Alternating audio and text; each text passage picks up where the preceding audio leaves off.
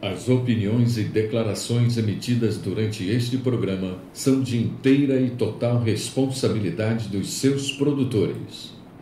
Rádio Petroleira, a voz do Sindipetro RJ, apresenta Programa Setor Privado Mobilizado. Você deve rezar pelo bem do patrão, esquecer que está desempregado. Você merece, você merece. Olá, internautas, navegantes, companheiros, camaradas da Rádio Petroleira, questão de soberania. Estamos ao vivo, em tempo real, com mais um programa Setor Privado Mobilizado. Aqui na Rádio Petroleira, programa que é de responsabilidade da Secretaria do Setor das Empresas Privadas do Sindipetro RJ, cujo coordenador é nosso amigo e irmão, professor Ivan Luiz, o homem que sabe o que diz. Companheirada petroleira e companheirada trabalhadora, extremamente perseguida, maltratada e desrespeitada, com spray de pimenta, com pancadaria, sem necessidade nenhuma, apenas exercendo o seu direito constitucional de se manifestar. Esse é o nosso programa 217, que abrange o intervalo de 14 a 20 de setembro de 2016 e é o nosso 35º programa do ano. Companheiro Antônio dos Reis Furtado, suas considerações iniciais. É isso aí, companheiro Ivan, né? Você usou de uma frase super interessante, né, sobre os companheiros, que de uma certa forma eles não são respeitados, companheiro trabalhador, né, que usa em cima desses companheiros esse negócio de pimenta que você falou aí, spray de pimenta. E a gente vê que, infelizmente, cada vez mais se avançam em cima do direito dos trabalhadores, né? Evidentemente que a gente vai fazer comentário aqui com referência à proposta, né, companheiro, que a empresa Petrobras mandou para os trabalhadores, não só o trabalhador da ativa, mas o próprio trabalhador aposentado, que infelizmente, cada vez mais tentam, de todas as formas, tirar direito. E isso faz com que haja, por parte do trabalhador, uma certa resistência, indignação, mas ele tem que demonstrar essa resistência, essa indignação, lutando pelos seus direitos. Companheiro. E comparecendo às assembleias, e se manifestando, e provando que não vai aceitar essa política de afronta, né? Essa política de enfrentamento desnecessário. Agora, Furtado, nosso editorial, ele está destacando uma notícia que foi, para nós, bastante relevante, porque mexe com comportamento. Inclusive, na matéria, quando eu estava vendo o debate na Rádio Roquete Pinto, sabe que eu sou fã, e de 7 até ao meio-dia, quando eu posso, eu fico ouvindo a Rádio Roquete Pinto. Primeiro no programa Painel da Manhã, lá com Jorge Ramos e Fabiano Bergaria, com a Alicinha. É um pessoal fantástico, estão sempre mandando 94,1 FM, a Rádio Roquete Pinto. É uma rádio realmente maravilhosa, que merece um destaque nosso especial, porque fazem debates com a maior naturalidade, debatendo questões conjunturais, de governo, de política. O microfone é bem democrático, bem aberto, como nós praticamos também, tá certo? E nesse programa de hoje, estava o debate com os jornalistas, que eu recebo até uma cópia dos arquivos deles, eu recebo diariamente. E nesse programa eles estavam destacando a seguinte temática, rapaz, que o Colégio Pedro II, ele, segundo alguns, a humanidade, a Terra, o planeta hoje, ele está numa discussão em todos os países com relação à política de gênero, de discriminação, de homofobia, de lesbianismo, essas LGBT, essas coisas todas aí. Estão discutindo. E passou acho que já passou até a lei da questão do nome social. O cara nasceu João, mas o nome social dele é Maria, pô, entendeu? Então, se você chamar ele de João, isso causa um constrangimento para ele, porque ele se sente Maria. Aí hoje ele está amparado, né, pela lei para ter direito a ser chamado de Maria, mesmo tendo nascido como João. E o Colégio Pedro II, seguindo essa vertente, ele agora abriu mão da questão do uniforme, né? Você tinha uniforme de menino e de menina.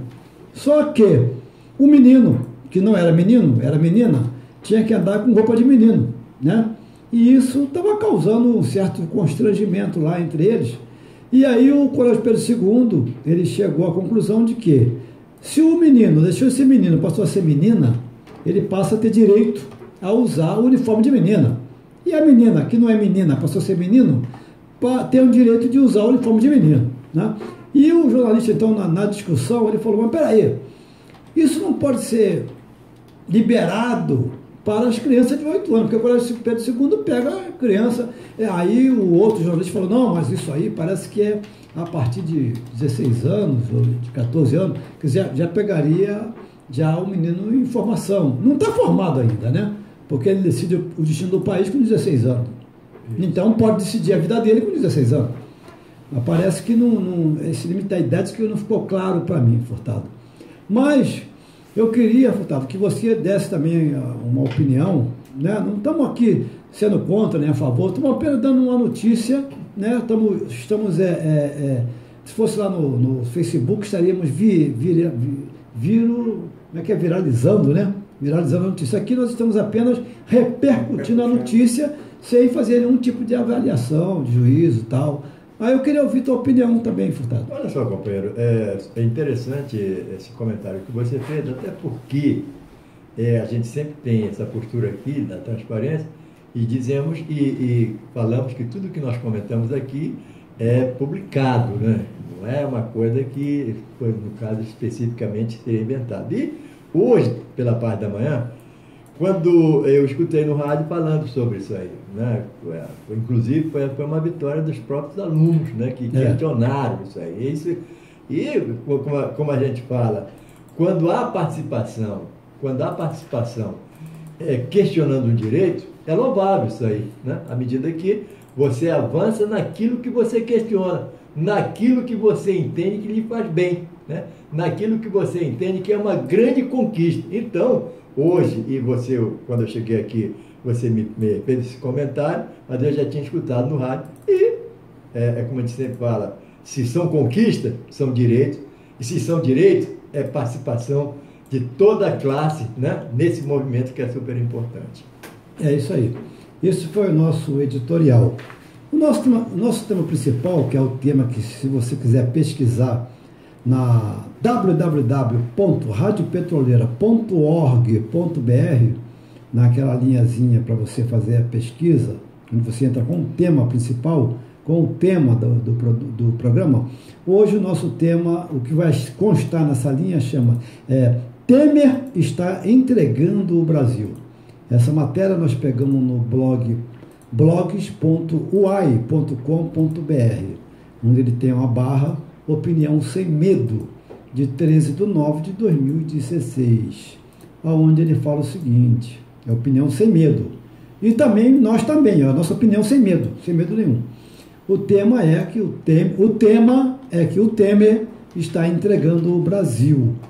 E o governo, então, anunciou 25 projetos de concessões e privatizações para 2017 e 2018.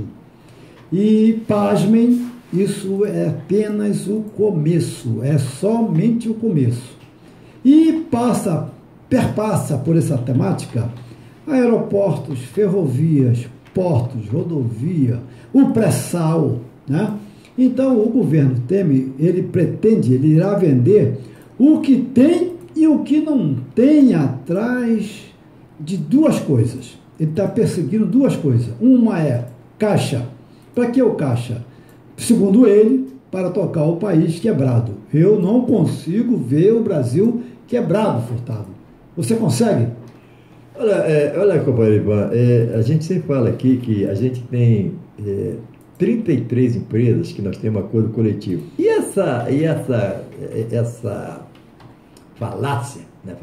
Falácia. A gente sempre escuta das empresas que estão numa situação difícil, mas dizer que o país está quebrado, olha, a gente não consegue entender, ou então não consegue perceber que tipo de mentalidade tem uma pessoa dessa, né, que vem dizer que o país está quebrado. Né? Pode ter sua dificuldade, como todos os países têm, mas dizer que o Brasil está quebrado, com toda essa riqueza, com esse bilhete premiado chamado pré-sal, quer dizer, se diz que está numa situação crítica, para dar esse bilhete premiado que a gente sabe que seria a nossa grande independência. Não, mas eles avaliam o país quebrado porque eles conseguiram quebrar, por exemplo, o Estado do Rio de Janeiro. Né? Por que a gente pode afirmar que o Estado do Rio de Janeiro está quebrado? Porque nós entendíamos, Furtado, e você vivenciou muito isso, a calamidade pública na Praça da Bandeira, tá certo? Quando a água chegava lá, quase de tsunami, a 10 metros de altura, né? Quase chegava no teu apartamento lá em cima. Você está na cobertura, confortavelmente, entendeu? Então a água quase chegava na cobertura, né? Isso era calamidade pública. Rio Maracanã transbordando, né? Gente morrendo afogado. Isso era calamidade pública. De repente, nós ouvimos no rádio o governo anunciando oficialmente o Estado do Rio de Janeiro em calamidade pública com sol bonito, praia, entendeu? Aí tu fala assim, mas peraí, mudou o conceito de calamidade pública ou mudou a calamidade pública? O que é calamidade pública, Furtado? Olha, companheiro Ivan, pelo que eles passam pra gente, a gente não tem nem dimensão do que seja isso, né? Porque você mesmo falou um fato aqui interessante, né? Que a gente precisa fazer um comentário. E aí eu vivenciei isso, não só eu, mas nós moradores da Praça da Bandeira, vivenciamos isso. Mas quando se tomou uma iniciativa, o problema acabou. É isso que está faltando, por exemplo, aqui no Rio de Janeiro, porque não adianta você dizer que tem calamidade pública, não está conseguindo pagar o trabalhador da ativa. Não, mas aí é outro papo. Vamos ficar na calamidade. Primeiro passo, calamidade pública. Pois é, aí dizer que não tem disponibilidade financeira para assumir seus compromissos. Quer dizer, a gente não consegue entender como é que um Rio de Janeiro, que é referência nacional, e de uma certa forma referência mundial, está quebrado. Ou então alguma coisa não está funcionando, ou então falta aquilo que você sempre me cobra aí, de responsabilidade. Aí você vai para o Estado que declarou calamidade pública. Esse Estado vai na calamidade pública e quebrado, faz Copa do Mundo, olha só, faz Olimpíada, faz Paralimpíada, e faz VLT, e faz BRT, faz um monte de enganação, o Estado em calamidade pública. Peraí, o que nós entendemos por calamidade pública, Furtado? As empresas todas declararam falência, o governo não tem como sobreviver, está um monte de gente passando fome, nós estamos num estado de degradação total, nós estamos aí, dominados pelos crapudos, né? Estamos aí dominados pelo tráfico, estamos aí, não tem mais como você andar na rua em hipótese alguma, a polícia está degradada, não tem mais exército, isso é um país quebrado, no meu entendimento, e isso seria um país quebrado, isso seria um Estado quebrado. O Estado, para mim, está quebrado verdadeiramente. Está tão quebrado, meu irmão, tão quebrado que está para declarar o quê, Furtado? O Estado. Falência, né? O que é declarar falência, o Castelinho? É você estar falindo. Não é verdade?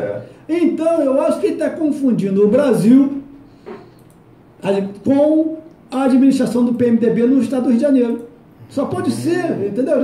Ele está vendo, ele está colocando o Brasil dentro do Rio de Janeiro. Ele está recebendo as informações do Rio de Janeiro, decretado de calamidade pública, e está decretando a falência com o Brasil. Aí ele vai e entrega tudo. Por quê? Ele entregando tudo, o que vai acontecer entregando tudo?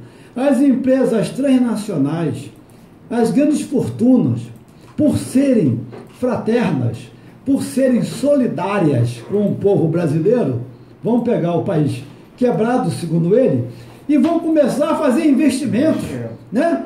Isso sem cobrar juro, porque o país está quebrado, entendeu? Isso, as empresas estrangeiras vão todas chegar aqui no Brasil e vão começar, Furtado, a gerar empregos, vão parar de reclamar que a coisa está ruim, porque o governo simplesmente fez concessão, Furtado.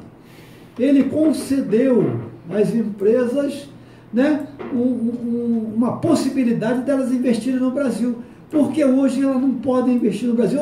Mas um discurso tão escroto, um discurso tão falacioso, um discurso tão idiota, não é verdade? Que isso não tem cabimento, rapaz. Aí ele tem duas vertentes. Uma vertente é o Caixa, porque o Caixa para tocar o país quebrado, segundo ele.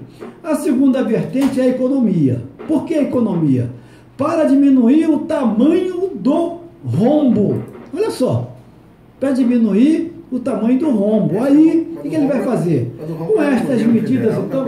Como é? O rombo não é no governo federal. Não, é que tá, não é, rapaz. Mas aí, esse é um discurso demagógico, pior coisa que tem do mundo. Que o Tim Maia dizia que a demagogia é pior do que a mentira. É mentira. Sabe por que ele falava isso? Tim Maia falava que a demagogia é mentira mentirosa. Olha que fantástico, entendeu?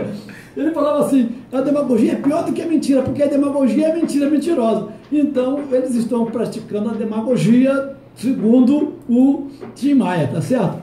Aí, com essas medidas, então, o que ele fala? Além do impacto econômico, o Brasil experimentará significativas melhorias na infraestrutura pública, tal qual ocorreu quando o outro, aspas, vendilhão da pátria, o famoso FHC, saiu privatizando tudo. Quer dizer, não foi privatizando tudo, saiu entregando tudo. Você acha que é isso, Furtado? É evidente que sim, né, companheiro? E a gente sabe que o questionamento que a gente sempre faz aqui... Agora, você falou uma coisa super interessante. A pessoa vai lá e doa, né? Doa as nossas riquezas.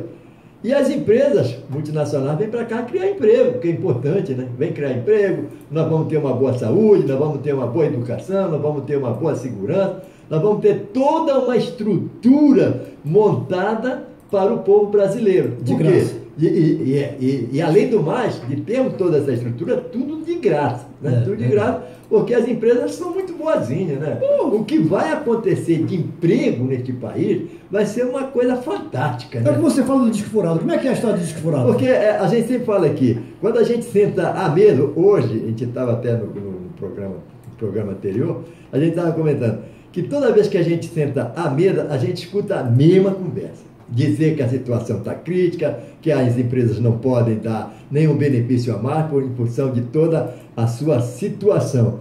E a gente sempre fala assim, olha só, antigamente era vinil, né? Quase que fura. Agora é CD, está quase furando. E agora depois aquele pequenininho, como é que a gente chama? Que a gente coloca? Pendrive. Qualquer dia desse, quando tentarem colocar o pendrive, ele dá um curto-circuito ali, não sei se funciona desse jeito, aí não vai acontecer mais nada, né? Porque todas as vezes que a gente vai sentar à mesa, eles vêm com esse chororô. Para de chororô, porque agora, além disso, tem esse senhor que está aí na presidência e está certo, se ele foi colocado aí, não quero saber, até porque não está trazendo benefício nenhum para a gente. Olha aí a grande... O negócio dele é outro. Olha aí a possibilidade de mais desemprego. Então, mais uma vez, eles tentam. Sabe, companheiro, eu tinha um companheiro que trabalhou comigo que ele falava assim, ó, a mentira, o Tim Maia foi muito feliz quando falou, a mentira é um direito da pessoa. Agora, o cinismo como cara mente, aí complica. Né? É verdade. Vem aí agora na ONU, quer dizer, estão questionando até. Então você vê, rapaz, o incrível foi quando o FHC, Fernando Henrique Cardoso, quando ele fez isso, o país viveu anos áureos, ficou maravilhoso. Por exemplo, a telefonia está uma beleza, não está? Tá, que Deus o livre. Não está? A saúde, com as agências nacionais de saúde, com os planos de saúde, está uma beleza. O transporte foi privatizado, está uma... A gente não pode falar aquela palavra. Beleza. Vamos transformar aquela palavra em beleza. Certo, Titi? Aí você pega a saúde, Furtado. Tá uma beleza. Uma beleza. O transporte, Furtado. A gente não tem nem de que reclamar. Não tem o quê. Depois que o Fernando Henrique privatizou tudo, vai reclamar de quê? Fala. De nada, né? Não temos nada que reclamar. A gente não vê aí 12 milhões de desempregados, mas isso não tem nada a ver. Então nós temos que considerar o Fernando Henrique como a nossa Alice, né? Fazer o quê? Né? E a Alice viveu aonde? No País da Maravilha. Pô, então... Segundo o nosso sonoplasta DJ que falava isso aí. DJ, então falou que é isso, né? Verdade, então tá certo, tá certo. Aí você vê então que é uma mentira em cima de outra mentira, tá certo? Aí eles não querem aceitar que são golpistas, né? Então vamos parar de chamar de golpista e chamar de Mister Fora Temer, não é verdade? Então tá tudo certo. Tem muito mais, mas já estamos aí avançando e mudamos muito. E para amenizar um pouquinho esse baixo astral, nós temos o dia, falou em baixo astral, dia 16, Furtado, foi o Dia Mundial da Preservação da Camada de Ozônio. A camada de ozônio é a nossa proteção, que eles estão a cada dia mais acabando com ela. Mas também no dia 16 tem um grande aniversariante que chamavam eles de quem, Furtado? Você tem ideia? Lupicínio Rodrigues, o cantava Dor de Cotovelo. Dor de Cotovelo. Diz que ele era o rei dos cornos, eu falo dessa assim, Tanto quando me contaram. Ai, que bonito. Que lhe encontraram. E ele era chamado, Furtado, de Lupe. Lupe. Não é o Lupe, não confunda não, né? Não. Pode confundir não. Não, era Negro Lupe. Negro Lupe, entendeu? E ele compôs marchinhas de carnaval, samba canção, músicas que expressam muito sentimento, principalmente a melancolia por um amor perdido, né? Ele foi o inventor do termo. Qual foi o termo que ele inventou, Furtado? Qual foi o termo que ele inventou? A famosa dor de cotovelo. Dor de cotovelo, rapaz, isso foi inventado por ele, né? Que se refere, na realidade, à prática de quem crava os cotovelos em um balcão, aí, ou mesa do bar, e desce mais uma aí, o cara sofrendo pela mulher amada. Então, a família de Lupicínio Rodrigues nasceu lá em Porto Alegre, Rio Grande do Sul. Nós mandamos aqui as nossas homenagens, tá certo? E que ele esteja aí cantando bastante lá no paraíso, né, Furtado? É isso aí. No dia 16 também, rapaz, tinha um programa que eu gostava tanto de televisão que era chamado Irmão Caminhoneiro. Irmão Caminhoneiro. Então mandamos nossos parabéns, para os nossos irmãos caminhoneiros, tá certo? Esses homens que levam o progresso para os mais, né? E dia, bastante e dia 17, Furtado, que nascia quem? Nascia uma pessoa que você tem maior adoração, Marina Lima, né? Marina Lima tem uma frase dela engraçada, eu vi uma entrevista uma vez, DJ, ela falando o seguinte, ela estava dando um show no Sambódromo, né? E a galera lá embaixo fazendo uma zona, rapaz, fazendo um tumulto danado, né? Ela chegou e deu um esporro. Porra, vem cá! Será que só tem macho aqui em cima do palco? Só eu aqui, pô, entendeu? Dá pra vocês ficarem quietos aí, pô. Pô, interessante, né?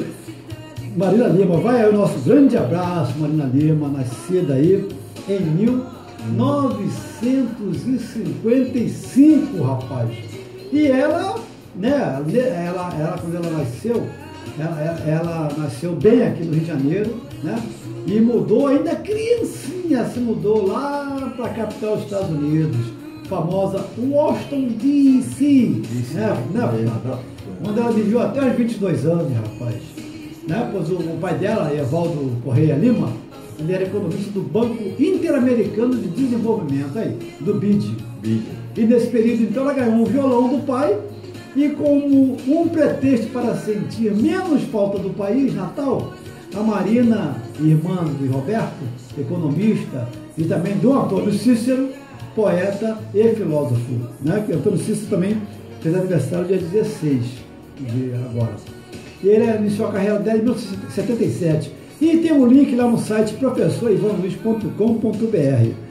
E no dia 19, rapaz... Agora, peraí, companheiro Ivan, um momentinho, desculpa estar interrompendo você, mas você neste momento, você cometeu um grave equívoco, né? E eu acredito que foi um pouquinho de não perceber o dia 18, que foi domingo passado. Domingo passado, vou domingo até anotar passado. aqui. O que foi? Puxa vida, você que faz tanta pesquisa. Passou em branco, né? Infelizmente. É a fundação de um time chamado Campeão dos Campeões. O Bravo América. Ih, rapaz, é mesmo. É pena que o DJ não vai conseguir botar. Não, só que quando fala América, tá falando Furtado. Né? Eu diria que completando 112 anos. 112 anos, né? E então você vê que a América Futebol Clube, a AFC, eu diria que é amor do Furtado campeão. Aí.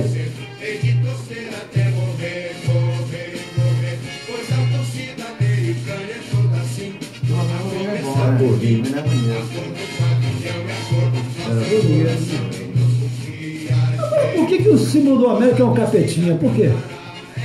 Depois fala sobre isso. Tá certo. Então aqui no sindicato tem um grande americano, sem ser você, que adora o capeta, pô. Então o resultado, rapaz. É interessante. Dia 19 foi o Dia Nacional do Teatro. Grande teatro. Isso é importante, né? Todos nós andamos na corda bamba e representamos 24 horas por dia, né, rapaz? Isso é impressionante. E nesse dia também, dia 19, em 1943, rapaz, você sabe que o marido da Elis Regina, ele fazia uns arranjos assim, que era um negócio fascinante. O João Bosco chegou até a comentar uma vez que ele fazia a música, dava para Elis Regina. E ele ficava doido para ouvir a gravação da Elis Regina, porque ele sabia que ela ia mudar tudo, entendeu? Ia inventar. E para melhor. Você sabe de quem é que nós estamos falando, Furtado? Claro, César Camargo Mariano. Aí, vamos ouvir. Sou fã do filho dele. Esse é o filho dele cantando. César Camargo Mariano nos remete hoje a Pedro também. Canta muito. Né? Canta muito. Nos remete. Canta muito. Rapaz, olha, o cara, ele herdou um talento do pai. Absurdo. A gente pode afirmar que ele herdou o talento do pai, Furtado. Sabia? E o César Camargo Mariano, rapaz, Antônio César Camargo Mariano, ele nasceu em São Paulo. Pode deixar esse fundo que está muito bonito. Ele nasceu em São Paulo, ele é pianista e arranjador. Brasileiro de renome internacional. E tem um detalhe, hein? Isso é desde os 16 anos. Olha que gênio, né? E ele, rapaz, ele é filho de um professor de música, né? E começou também a tocar piano por conta própria. E aos 14 anos, ele passa a ser apresentado como menino prodígio em espetáculos em que acompanha a banda de jazz. E em seguida fez amizade, sabe com quem, Furtado? Dizem que esse é o verdadeiro pai da bossa nova, Johnny Alf. Olha só, Johnny Alf. E o Johnny Alf é interessante. Eles falam sobre né? isso aí. Eu ouvi uma entrevista de Johnny Alf também, que eu adoro assistir entrevista. Ele falando que aquela pronúncia dele, se lembra da pronúncia de Johnny Alf? Ele dizia que foi inspirado, sabe em quem? Johnny Metz. Que fala assim com uma clareza, fala com uma clareza fantástica, né? Aí ele fala que o Johnny Alf incentivou ele a estudar harmonia, arranjo e composição, né? E logo ele começa a atuar como profissional na orquestra de William Fourneau. Deve ser atuário aí, né? Lá do norte da França, né? E em 62 forma o grupo Três Américas, que toca em festas, bares. Tem um link também no site professorivanluiz.com.br. Agora, Furtado, tem um destaque aí importante, não tem? Nós temos um destaque aí, até em função da proposta que a Petrobras remeteu para o nosso Sindipetro, né? No que diz respeito ao ACT. É uma pena. Mas amanhã, né, companheiro Ivan, nós estaremos no EDIB falando sobre essa proposta e provavelmente na quinta-feira... Que hora vai ser no EDIB? Vai ser a 12:30 E provavelmente também, na quinta-feira, nós teremos no Edicim falando sobre essa proposta aí, de uma certa forma rebaixada, que a Petrobras mandou para os trabalhadores do seu acordo coletivo de 2016-2017. E no próximo programa, rapaz, você sabe que vai ser, o nosso editorial vai ser: comer salsicha diminui em 15 minutos o tempo de vida das pessoas. Então eu já me despeço, Furtado, mandando um grande abraço e desejando muita luta, muita vitória. Até a próxima terça-feira. E você, Furtado? Se Deus quiser. E mandar lembrança ao nosso grande companheiro Bernardo. Bernardo, amanhã não estaremos na Ipinaria, porque nós vamos participar desse ato lá no ETIB, eu e o companheiro Ivan. Abraço pro Candal também. E o Candal também, e saudações rubras ao Candal. Valeu. Assim, estamos chegando ao final de mais um programa Setor Privado Mobilizado. Aqui na Rádio Petroleira, questão de soberania. Sonato Candal com apoio técnico do Castelinho DJ. Estaremos de volta na próxima terça-feira a partir das 19h30. Aqui música, informação e prestação de serviços. Muito obrigado pela sua audiência e até o próximo programa. Até lá. Rádio Petroleira, a voz do Sindipetro RJ, apresentou programa Setor Privado Mobilizado. Você deve rezar pelo bem do patrão e esquecer